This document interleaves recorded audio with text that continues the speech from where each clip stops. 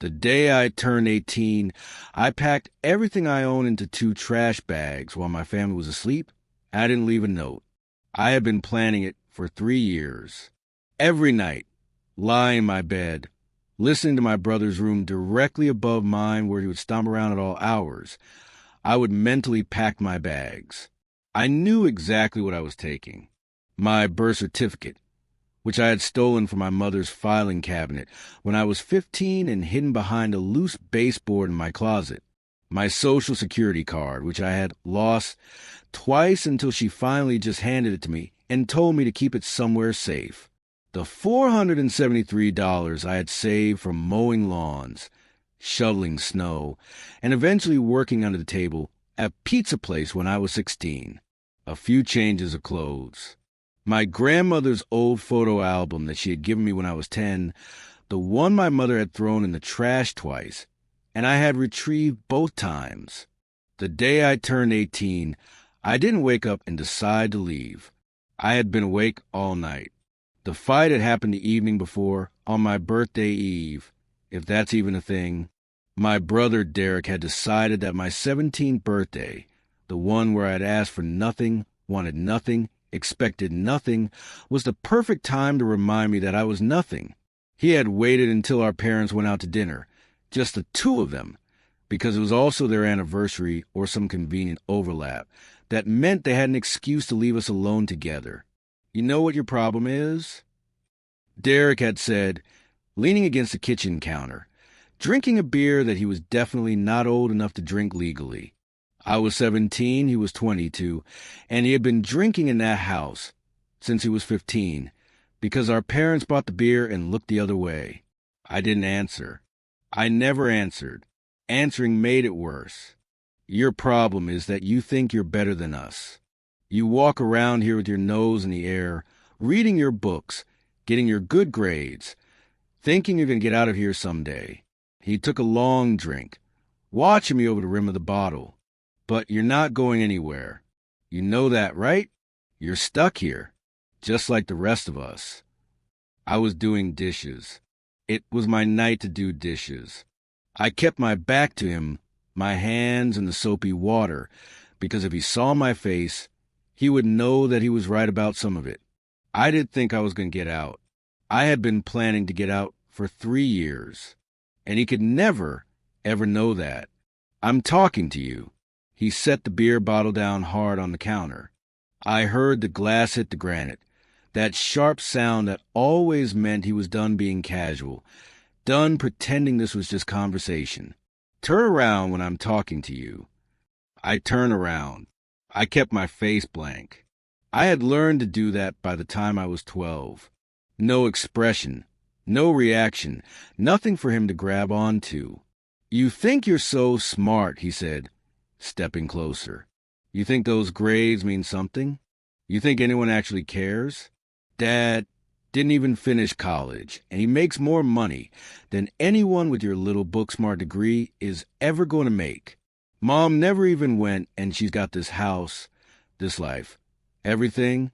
Your grades are just a way to make yourself feel superior, because you know you're worthless otherwise.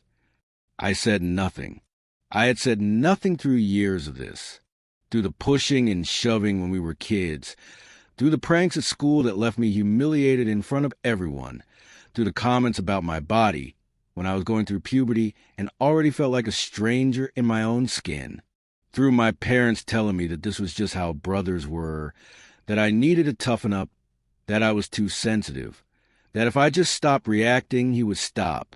He never stopped. I stopped reacting. He never stopped. You know what I think? He was right in front of me now, close enough that I could smell the beer on his breath, could see the broken capillaries around his nose that were already starting to show even though he was only 22. I think you need to be reminded of your place. He shoved me, just a shove, nothing I hadn't felt before. I stumbled back against the sink, the edge of the counter digging into my lower back. He shoved me again, harder this time, and I felt the water from the dishes slosh onto my shirt, cold and sudden. Fight back, he said. Come on.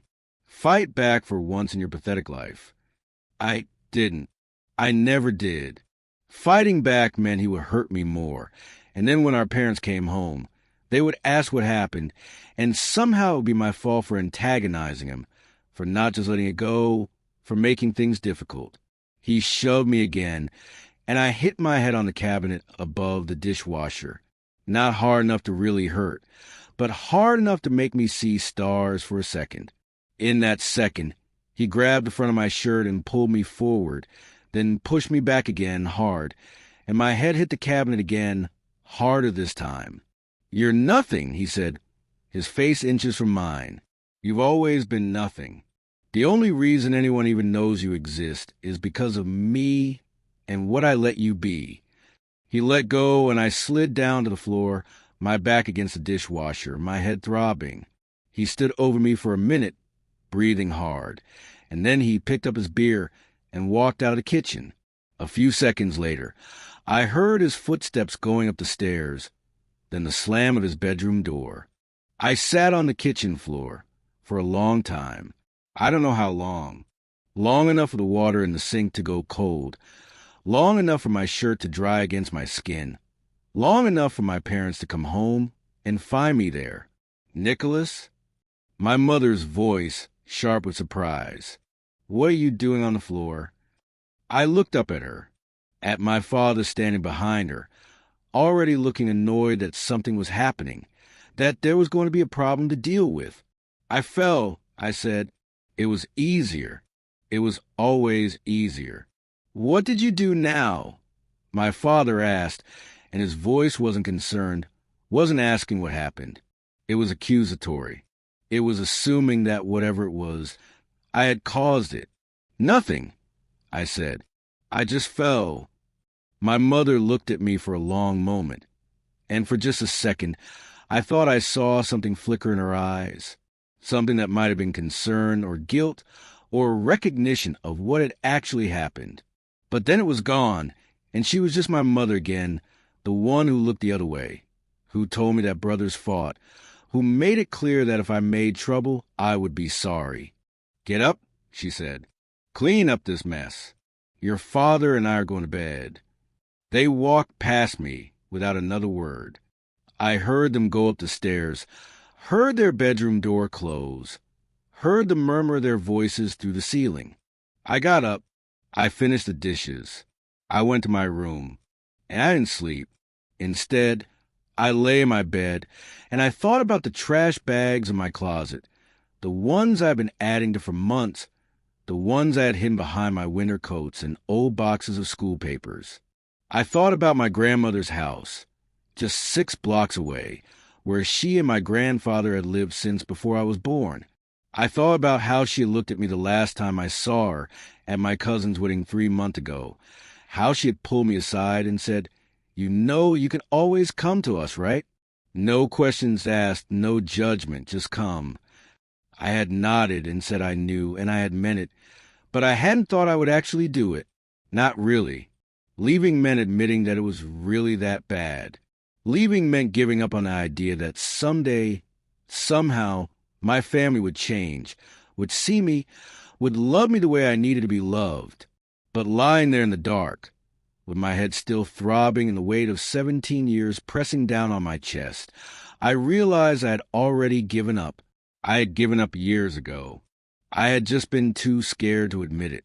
At 4:37 a.m., according to the clock on my nightstand, I got up. I pulled the trash bags out of my closet. I added the photo album from under my bed.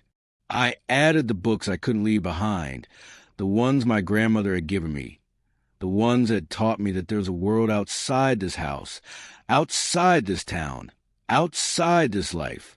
I put on my shoes. I opened my bedroom door. I walked down the stairs, past the living room where my father's empty beer bottle was still on the coffee table, past the kitchen where I had sat on the floor hours earlier, to the front door. I unlocked it. I opened it. I walked out. I didn't look back. My grandmother opened the door at 5:15 a.m. in her bathrobe, her gray hair in disarray, her eyes wide with confusion that turned to recognition, that turned to something I couldn't name, but that looked a lot like love. "Nicholas," she said. Just my name. Just that. I'm sorry, I said. I didn't know where else to go. She pulled me inside, trash bags and all, and she held me while I cried for first time in years. She held me while I told her everything, not just about that night, but about all of it, all the years of it, the pushing and the shoving and the pranks and the humiliation, and the parents who looked the other way in the fear that had kept me silent for so long. My grandfather came down halfway through, and he sat in his armchair and listened, and his face got harder and harder until it was like stone. "Why didn't you tell us?" my grandmother asked when I finally stopped talking, when my voice had given out and there was nothing left to say. Because they said if I told anyone, if I made them look bad, I would be sorry. And I believed them. I wiped my face with the back of my hand. I still believed them. But I couldn't stay there anymore. "You're not going back," my grandfather said. It wasn't a question. It was a statement, a declaration, a promise. You're not going back there ever again. And I didn't. For 10 years, I didn't. I stayed with my grandparents through the rest of high school, sleeping in their spare room, eating meals at their table, learning what it felt like to be in a house where people actually talked to each other, actually cared about each other, actually noticed when someone was hurting. They paid for my college tuition, not because they had to, but because they wanted to, because they believed in me, because they saw something in me that my family had never bothered to see. I visited them every break, called them every week, sent them cards on their anniversary and flowers on my grandmother's birthday, and did all the things I had never done with my parents because my parents had never made me want to do them. I got a job after college, a good one, in marketing for a tech company. I met a woman named Cassandra at a friend's wedding, where she was a bridesmaid and I was a groomsman, and we spent the entire reception talking on the balcony because the music was too loud inside. She was smart and funny and kind, and she listened when I told her about my family, and she didn't flinch or judge or try to fix it. She just held my hand and said, "I'm sorry that happened to you." And that was enough. We got engaged 2 years later. My grandparents cried. Cassandra's parents cried. It was the kind of happy that I had never believed existed outside of movies.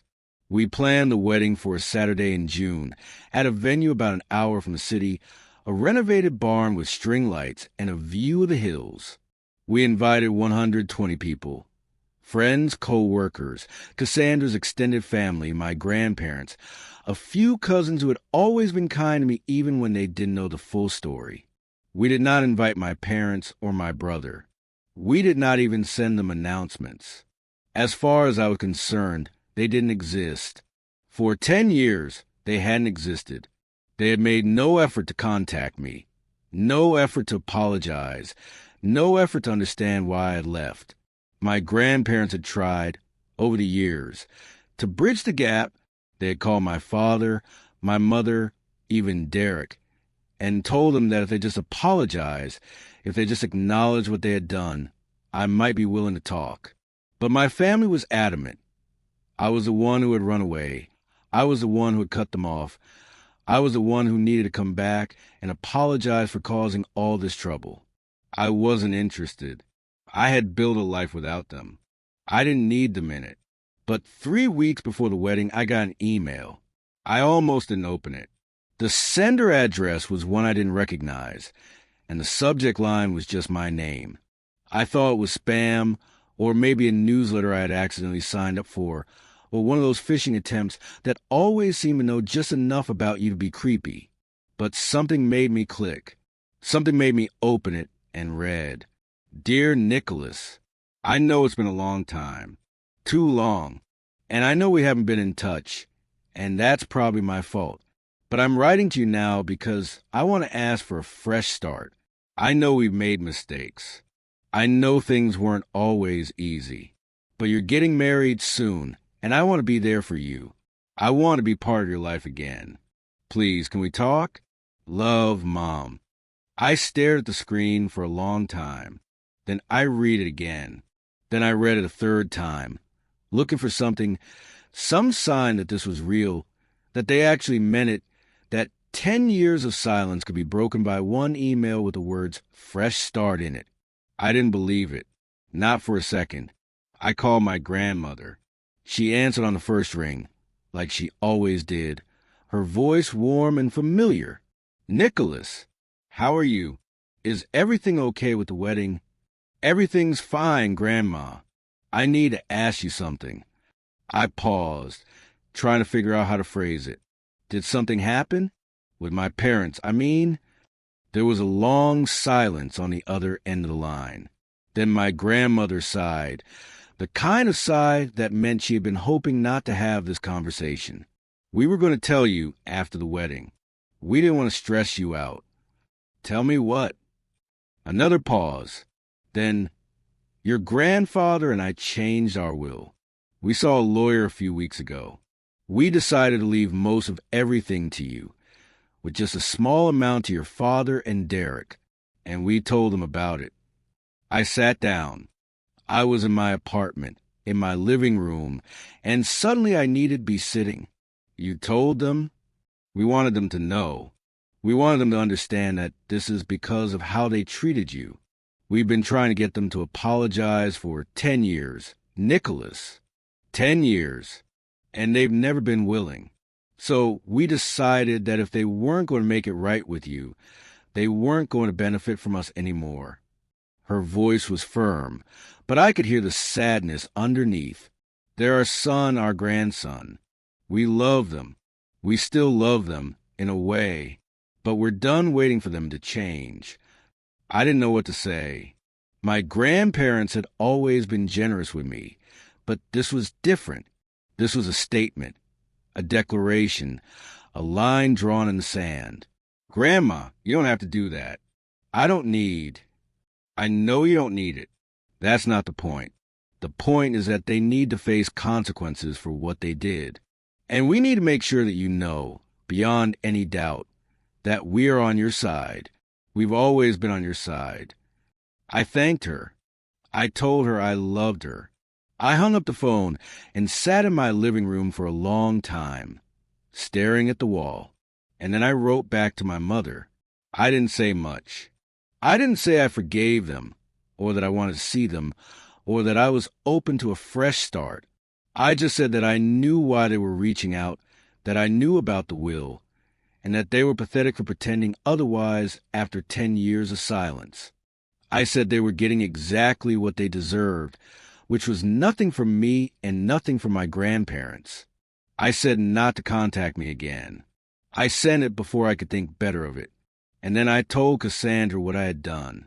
She was in the kitchen making dinner, and she listened while I read her the email and told her about the conversation with my grandmother. When I finished, she turned off the stove and came over to sit beside me at the kitchen table. "Do you think I was wrong?" I asked. "To respond? To call them out?" She was quiet for a minute, thinking. That was one of the things I loved about her, that she never rushed to answer, that she actually considered things before she spoke. "I don't think you were wrong, exactly. I just think it might have been unnecessary. They're not going to change because of one email. They're not going to have some sudden realization that they've been horrible people. You gave them something to respond to, something to engage with, and now they know they can get to you. I wanted them to know that I see through them. I know, and that's understandable. It's just..." She reached out and took my hand. "They don't deserve your energy, Nicholas. They don't deserve a single thought, a single minute of your time. The best thing you could do for yourself is to ignore them completely. Not because you're being petty, but because they're not worth it." I thought about that. I thought about the years of silence, the years of building a life without them, the years of healing. And I realized she was right. Responding had been petty. It had been satisfying in the moment. But it also opened a door that I had spent 10 years trying to keep closed. "You're right," I said. "I shouldn't have responded." She squeezed my hand. "You did what felt right in the moment. That's okay. Just maybe don't do it again." I agreed. I promised myself I wouldn't respond again. I blocked the email address they had used and tried to put it out of my mind, but they didn't stop. A few days later, I got another email from a different address. This one was longer, more detailed, full of apologies and explanations and pleas for forgiveness. They said they had been thinking about everything, that they had realized how wrong they had been, that they wanted to make it right. They said it had nothing to do with the inheritance, that they had been planning to reach out anyway, that the timing was just a coincidence. It was so transparent that I almost laughed. 10 years of silence. And suddenly, the moment they find out they're being cut out of the will, they have a change of heart? Please. I deleted it without responding. I blocked that address too, but they kept coming. Every few days, a new email from a new address, each one more desperate than the last. They apologized. They begged. They said they would do anything to make it right. They said they just wanted to see me, to talk to me, to be part of my life again. I deleted them all. I blocked them all. I told myself it didn't matter, that they couldn't get to me, that I was done with them. And then, for days before the wedding, my grandmother called. "They're here," she said. Her voice was strained, tired. "Your parents and Derek. They showed up at the door about an hour ago, and they won't leave.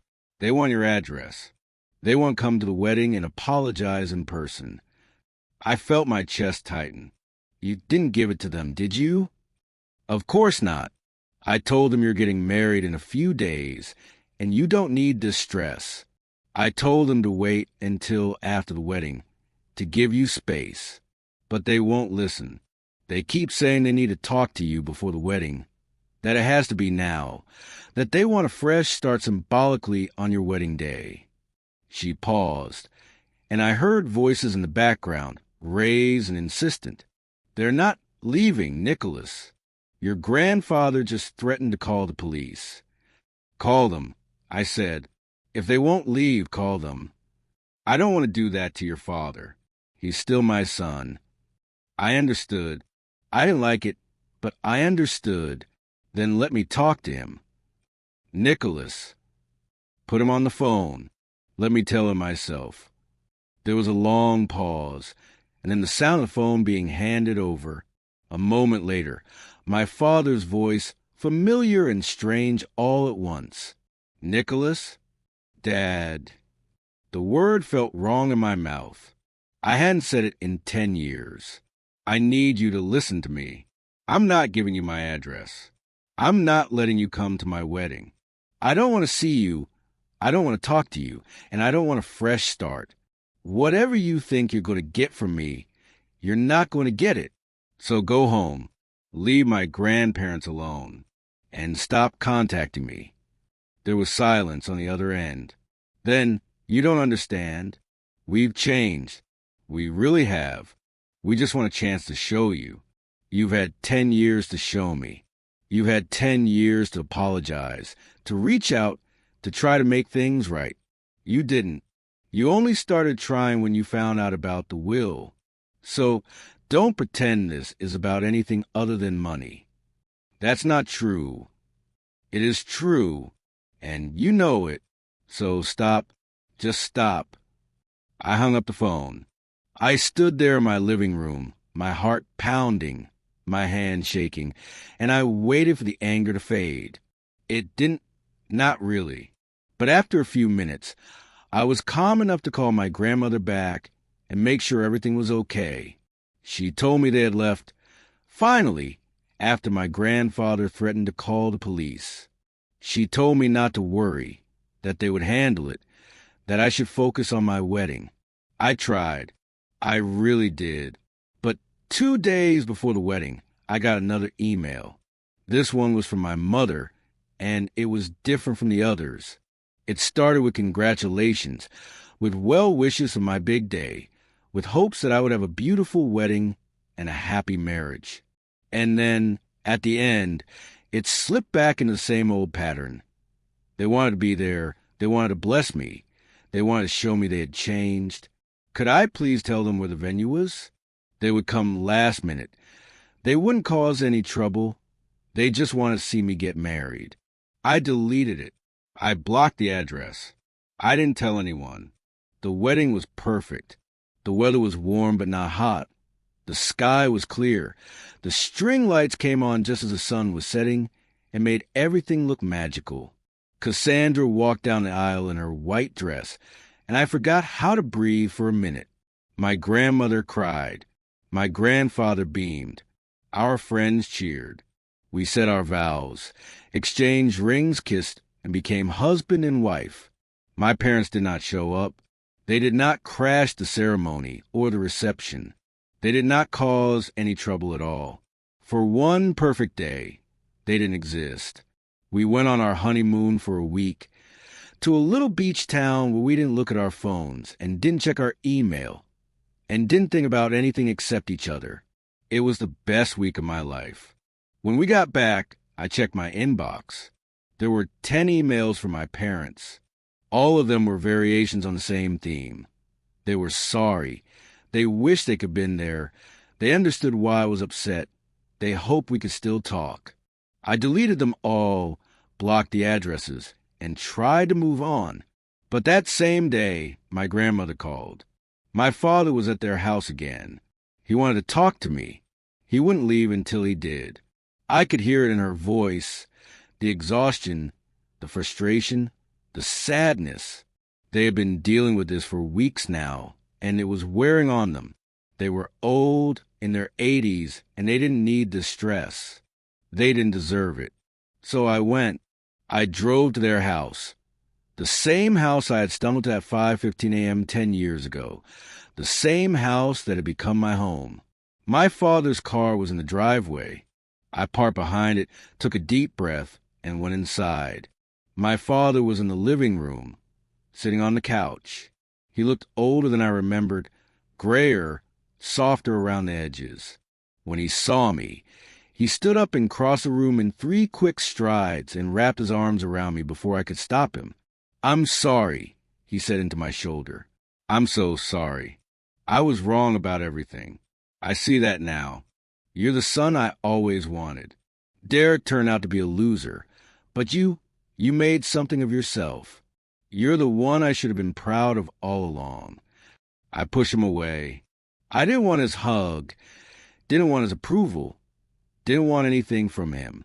And what he had just said made it worse, not better. He was still doing it, still pitting us against each other, still playing favorites based on who he thought was more valuable in that moment.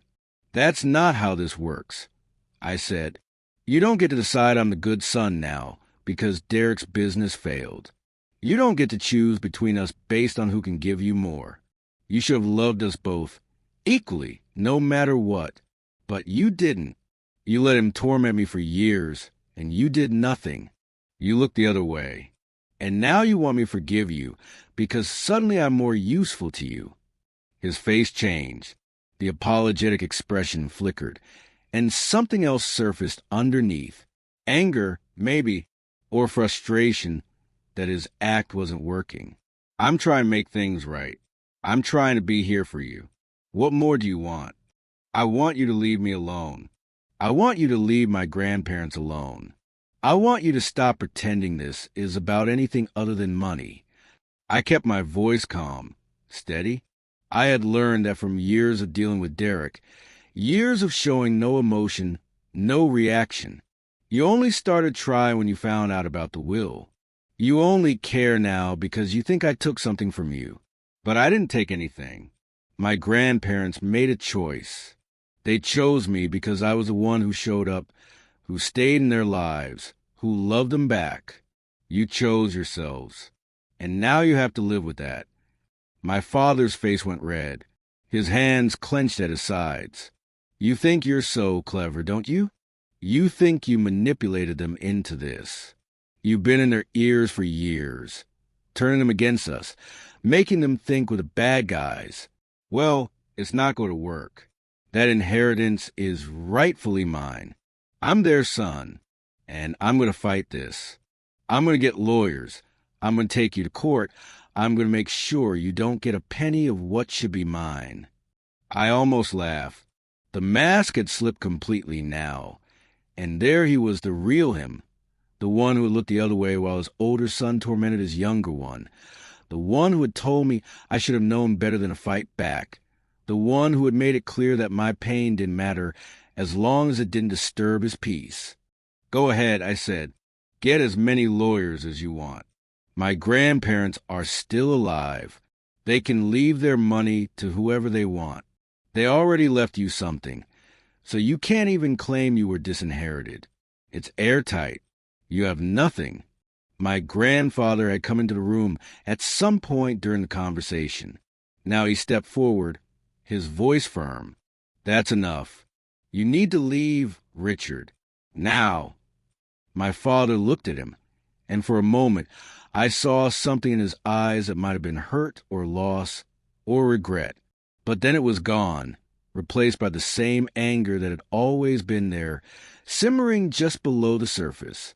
"You will regret this," he said, looking at me. "All of you, you'll regret this." He stormed out. The door slammed behind him. A few seconds later, I heard his car start, heard the tires squeal as he pulled out of the driveway too fast. The silence after he left was heavy, loaded with everything that had been said and everything that hadn't. My grandmother came out of the kitchen, wiping her hands on a dish towel, and looked at us with worried eyes. "Is it over?" she asked. I didn't know. I honestly didn't know. But I hope so. I really hope so. We sat down together, the three of us, and after a while, I called Cassandra and asked her to come over. She arrived within the hour, and we ordered pizza and sat around the living room and talked about everything except what had just happened. My grandfather told stories about his younger days, the kind of stories I had heard 100 times but never tired of. My grandmother showed Cassandra old photo albums, pointing out relatives and explaining who was who. It was normal, comfortable, familiar. By the end of the night, we were laughing about my father's meltdown, about how quickly he had dropped the act, about how transparent the whole thing had been. It wasn't cruel laughter, not really. It was the kind of laughter that comes from relief, from the release of tension, from the realization that the worst was over and we had survived. My grandfather raised his glass of water in a toast to Nicholas and Cassandra, to the future, and to forgetting the past, because it doesn't deserve to be remembered. We clinked our glasses together, and I meant it. I meant every word of it. The next few weeks were quiet. My father didn't contact me again, didn't send any more emails, didn't show up at my grandparents' house. I didn't know if he had given up or if he was planning something, and I didn't care. I had made my position clear. I had drawn my line in the sand. Whatever came next, I would deal with it when it came. But nothing came. Weeks turned into months, and the silence stretched on, and slowly I started to believe that it was really over, that they had finally accepted it, finally moved on, finally stopped trying to force their way back into my life. I didn't forgive them. I don't think I ever will. But I stopped thinking about them. I stopped checking my email for their names. I stopped waiting for the other shoe to drop. I focused on my marriage, on my grandparents, on the life I had built without them.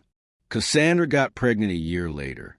We had a daughter, named her after my grandmother, and watched my grandparents' faces light up with joy I had never seen before. My grandmother held that baby like she was the most precious thing in the world, and my grandfather sat in his armchair and beamed and told everyone who would listen about his great-granddaughter. My parents never met her. They never will. And that's okay. That's more than okay. Because the family I have, the family I chose, the family that chose me back, is enough. It's more than enough. It's everything. Sometimes, late at night, when the house is quiet and I can't sleep, I think about that day I left. I think about the 2 trash bags and the $473 and the long walk to my grandparents' house in the dark. I think about how scared I was, how uncertain, how I had no idea what was coming next. And I think about how it turned out. How that walk, that choice, that moment of courage changed everything. How it led me here, to this life, to this family, to this peace. I don't regret it. Not for a second. I don't regret leaving. And I don't regret cutting them off. And I don't regret standing my ground when they came crawling back. I did what I had to do to survive, and then I did what I had to do to thrive. And now I'm living a life I always wanted but never believed I could have. My grandparents are still with us, still healthy, still sharp. They watch their great-granddaughter grow, and they tell her stories about when I was young, about the boy who showed up at their door with nothing but 2 trash bags and a broken heart. They tell her how brave I was, how strong, how I built a life out of nothing. I don't feel brave or strong. I just feel lucky to have had them, lucky to have found Cassandra, lucky to have this second chance at family. And my parents, my brother, they're just ghosts now. Shadows from a past that doesn't matter anymore. They made their choices, and they'll live with the consequences. What goes around comes around, as my grandmother likes to say, and they're finally getting what they deserve. Nothing from me, nothing from my grandparents, nothing at all, and that's exactly how it should be.